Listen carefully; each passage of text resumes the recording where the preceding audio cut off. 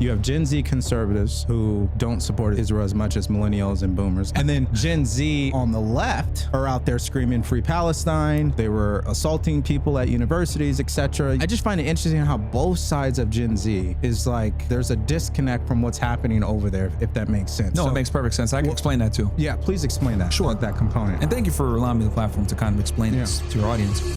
So why don't we move on here to your stance of the Israel and Hamas war. So sure, I know you guys are going to lose it. So let's go ahead and get it out the way now. Yeah, sure. Let me just ask you this question though, just to be very direct and clear. Sure. Because I know when we first did this, I asked you, was it a positive thing that they had this peace agreement and the hostages came home? I believe you agreed with that. Okay, but it's so funny how things changed since then, right? Yeah. So where do you think this is going? That's my main question. At this point, what do you think is going to happen for the rest of the year? Yeah. So, I think when we last discussed it, I said I didn't think the ceasefire was going to hold too well. And, we've seen Israel violate it a bunch of different times. The good news is the majority of the bombing and the killing has stopped to a degree. So it's not as bad as it was before, but as expected, right? The Israelis are, reneging, saying, oh, well, you didn't do this, you didn't do that. I know the latest thing, one of the chief complaints that the Israelis have been using is they're saying, well, you didn't give us all the corpses back. And then Hamas countered like, look,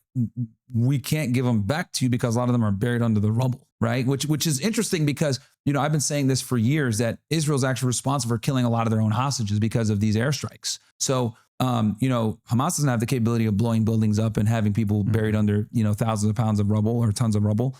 So that's kind of what it is. And I'm not saying this to say like, oh yeah, Hamas is the better person in this individual in this situation, but I do think it's important to note that the indiscriminate bombing that Israel was conducting absolutely killed some of their own hostages that they claimed that they wanted to protect. Okay. Because their bodies are in the rubble now. And that's and what Israel's doing is they're using that as an excuse to say, oh, well, you're not committing to your portion of the deal. We're going to start attacking you again because you didn't fulfill. And the Israelis do this all the time. They negotiate in bad faith. They say, okay, we need it just like this. And they always insert some type of poison pill into the deal to mess things up. They did this with Iran. They did it just now with, we need all the corpses back of the hostages. And this gives them the way to kind of weasel their way out the situation and continue warfare. Well, so let me ask you this then. What about the stories of Hamas also shooting people and killing people that were in Gaza, the Palestinians? Yeah. What is your reaction to that? Sure.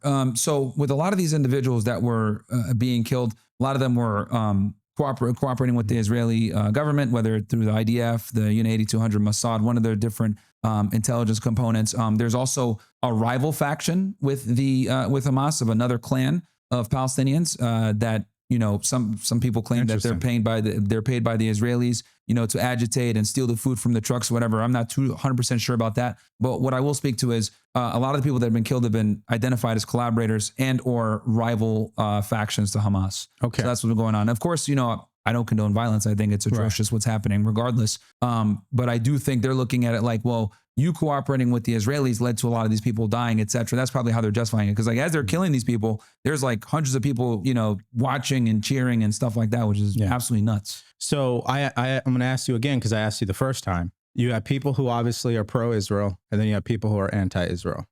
Where is the common ground located? Where is it that both of these groups do have they do agree on something?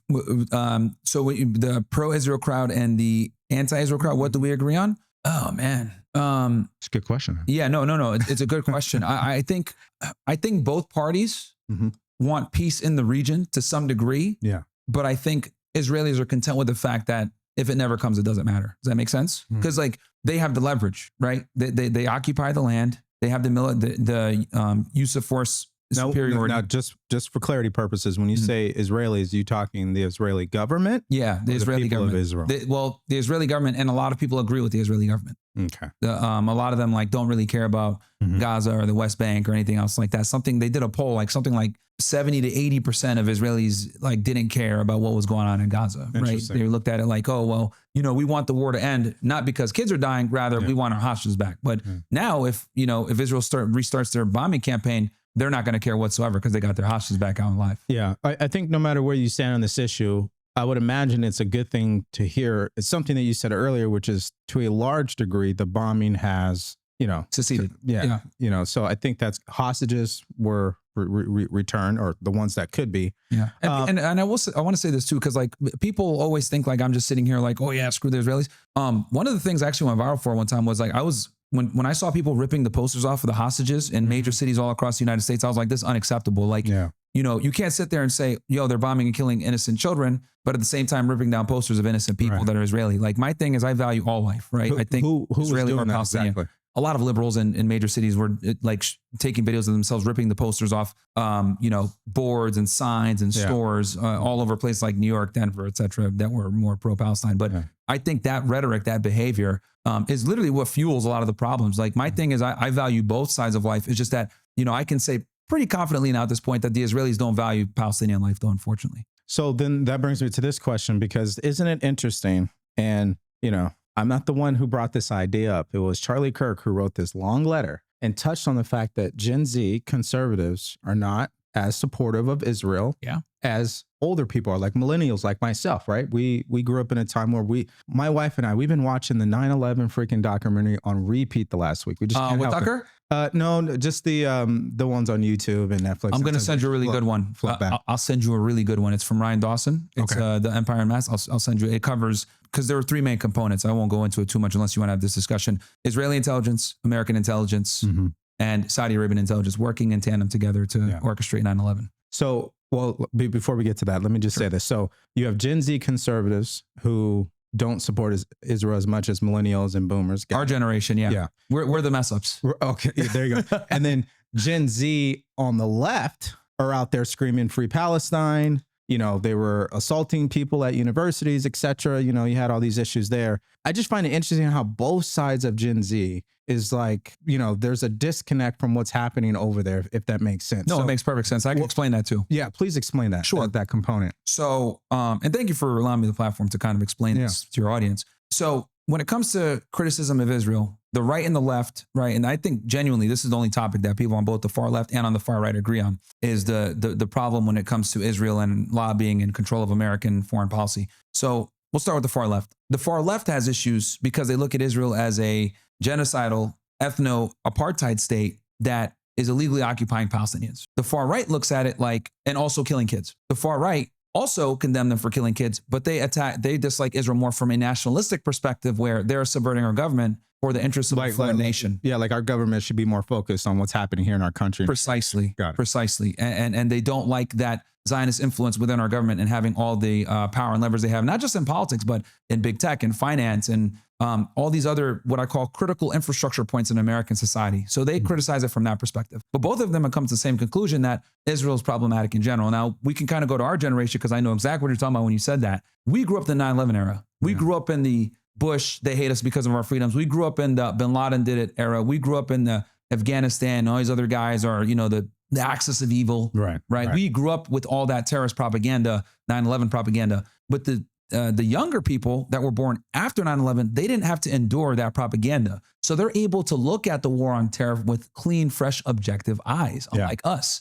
Because me and you probably both remember where we were on when 9/11 happened. Yeah. These people might not even have been alive. So they're able to look at it with a fresh set of eyes and they're like, wait, this doesn't add up. And then to make it go even, it does something to you when you saw it when you were a kid. Yeah. It's an emotional impact. I've not seen the United States has not been that united. I haven't seen it since, right? After 9/11. I'll never forget. There was a famous clip where George Bush, days after 9/11, is at Ground Zero. And he has like a megaphone. And he's talking to the workers there, firefighters, construction workers, police, et cetera, trying to find people in the rubble. And someone in the back screamed, we can't hear you. And he said, oh, don't worry. You can't hear me, but pretty soon, whoever did this is going to hear all of us. And he got like a huge wave of applause and everything else like that. And that was kind of the beginning of this war on terror, because shortly thereafter that we invaded Iraq under the pretense of anthrax and how that's all a scam or whatever. But that's a whole other conversation. But the young people didn't get indoctrinated about all that propaganda. And then on top of that, another thing that the young people have that me and you didn't when we were growing up is they have alternative media,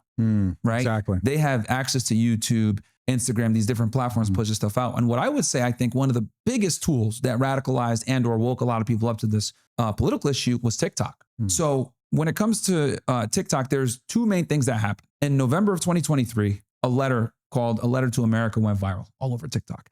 And who wrote this letter? It was written by Osama bin Laden. Okay. And in that letter, Osama does a good job of outlining all of his grievances with the West, right? The foreign policy that destroyed Iraq, the sanctions that are killing kids, supporting Israel as they cause wars all across the Middle East and destabilize the Muslim world. He went through line by line with all of his provinces and, with all of his grievances, and a lot of it tied back to Israel. And this letter went viral on TikTok. Now, for the millennials out there that didn't hear about this, the reason why we don't know about it is because mainstream media controlled the narrative back then. Yeah, absolutely. And their excuse was, we can't put this letter out because we don't know if sleeper cells are active in America that this letter is going to speak to. So we don't want to put it out. That was the excuse they used. But what ended up happening was, we got a bunch of these neoconservatives, right, that have Israeli citizenship or might be Jewish or whatever it may be, that were kind of the architects of the Iraq war. And their main goal was to try to get us in this war, whether it's, John Bolton, Bill Kristol, Robert Kagan, Judith Miller, Paul Wolfowitz, Daniel Pearl, Douglas Feith, all these guys were, had a hand in getting us into war with 9/11 and didn't want anything to obstruct that. Now, 20 years later, this thing goes viral and they shut it down again. And that woke a lot of people up and red pilled them on this topic. And then the other thing also that I think was huge in awakening people was Twitter. So there's three main things that I would say are responsible for this, three trigger points. Number one was Elon Musk's purchase of Twitter. Of course. Because once he made it a more free speech platform, you couldn't avoid seeing kids getting bombed every single day on Twitter. And that's for the political side. Now, for those that aren't as politically savvy that don't use X, a lot of people use TikTok. What are they seeing on TikTok? Right. They're seeing, overwhelming videos that are more pro-Palestine showing dead kids as well, right, on TikTok. And TikTok was so pro-Palestine that Jonathan Greenblatt of the ADL had like an emergency meeting in Israel saying, look, we have an anti-Semitism problem in America and it's a youth problem. It's a demographic age problem. We need to get control of TikTok. Because at the time they had not reeled it in. So, and just to give a quick little background on TikTok so people really understand, because I want them to really take this in.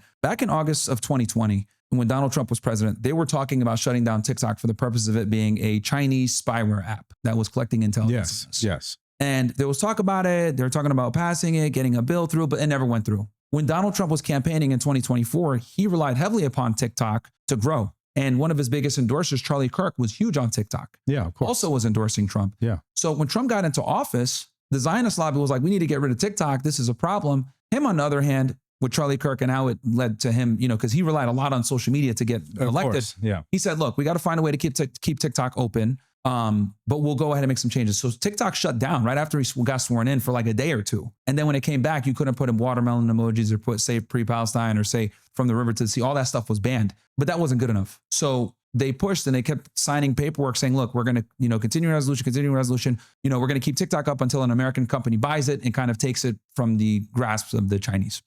Fast forward to a couple of weeks ago, Larry Ellison picks it up. Who's Larry Ellison? Basically, a tech guy, technocrat, Jewish, billionaire, hardcore Zionist, donates millions to the IDF. I think one of their biggest donors. And then TikTok now is, if you type in AIPAC, if you post certain content that's pro-Palestine, it gets banned, right? And the head of trust and safety at TikTok, or one of them, was a former Unit 8200 IDF soldier as well, a female. So what we're seeing now is... You're making some interesting points, Myron. Yeah. So October 7th, so we got Elon Musk purchasing Twitter. That was a big trigger point. Yeah. We have the explosion of the Bin Laden letter in November of 2023 and TikTok in general being pro-Palestine. And then we have what actually happened on October 7th where, we all witnessed the genocide in 4K pretty much. Right. And I think, at this point, anyone that tries to deny that it was a genocide, which a lot of people do, is crazy. Right. Obviously, that is a sticking point. So for a lot, yeah. Why do you believe it's a genocide, especially if you compare it to, as an example, what America did in Vietnam? I mean, 2.1 million civilians in Vietnam were killed by American soldiers. Yeah, no, and Vietnam was a horrible war. Nixon, Henry Kissinger, all these guys from that era were absolute murderers. Yeah. So with this situation, I think why so many Americans why it's so egregious is because we fund Israel so heavily, right? And not only do we fund them, people think, oh yeah, we just give them $4 billion or $3 billion. We also pay the Egyptians and the Jordanians to play nice with Israel since they're on their border from a security standpoint. And that also doesn't account for all the times that we've been involved in conflicts and wars and or have to mobilize our military assets to protect them. Like us moving aircraft carriers to be in position to protect Israel when Iran started retaliating with ballistic missiles, that costs a lot of money too, and that's not accounted for. And then we're not even talking about, all the private donors that donate money like Myron Adelson, et cetera, to Donald Trump for Israel. Where was I going with this? Well, I would just say, just really briefly, that a couple of things could be true at the same time. Sure. Which is the younger generation is not on board with America sending money over to foreign countries. Yeah. I think that's fair to say. Oh, that's what I was going to say. Sorry. TikTok, Twitter, more free speech on Twitter, Yeah. alternate platforms like Rumble. Mhm. And then obviously what transpired on October 7th and us seeing all that happen,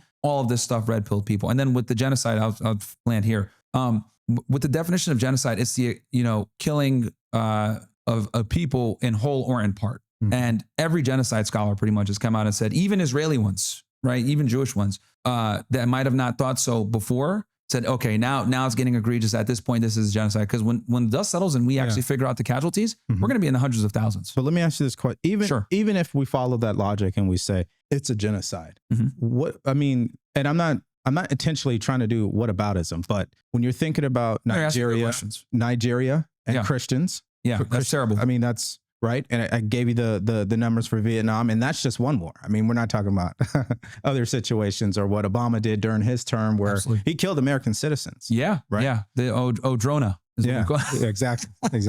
So Barack Odrona. So I think my thing has always, my contention on this particular subject, because I've never been to Israel. I've never been to Gaza. But I've been to Afghanistan. So if you want to talk about that, we can talk about that. Yeah, sure. But my contention has always been, no matter what side you're on, can we all at least agree that the goal should be peace? That's number one. Absolutely. I agree. And we may disagree on how we get there. We may disagree on the influence, whether people believe the influence is greater than what other people may believe it is, as far as, lobbyists and donors, etc. But even if we're talking about the donors and if they're Jewish, I would argue that's not even the problem. The problem is American politics, because of the Supreme Court ruled that people can donate money. Corporations can donate money. So until that's addressed, whether it's Jews or tech bros or oil companies, we're always going to have this level of influence over our politicians. And so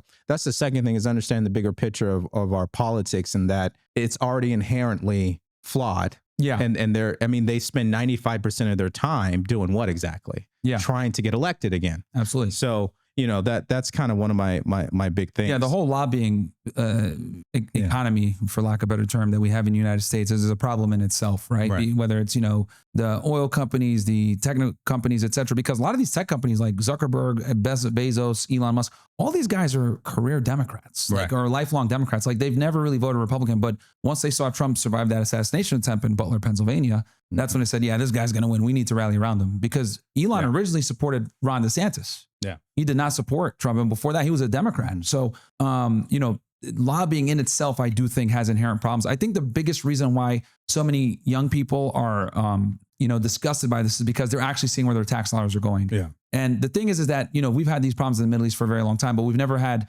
raw footage of what our tax dollars go into when it comes to the wars in the Middle East for Israel. So